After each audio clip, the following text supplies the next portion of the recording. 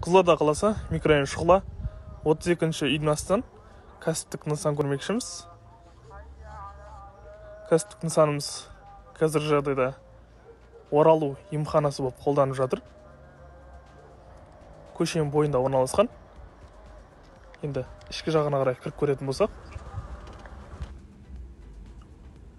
кіреберісі кең. Мына жағында ресепшн және де күту залы.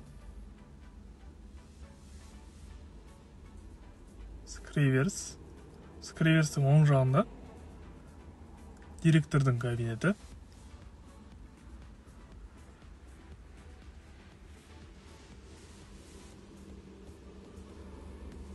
Жалпы ауданы 110 шаршы метр. Мына жағында 2 палата бар.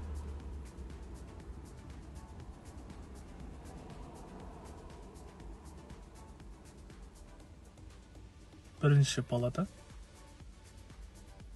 Бұл жақта адамдардың сыйымдылығы 2 адамнан. Екінші палата.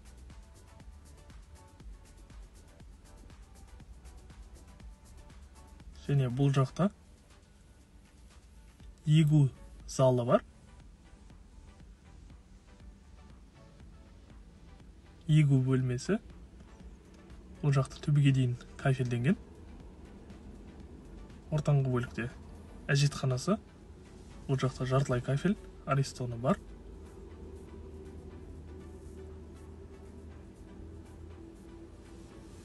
Мына жағында ас ішу орны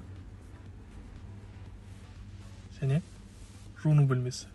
Басқа да сұрақтарыңыз бойынша пост астындағы нөмірге хабарлассаңыздар болады.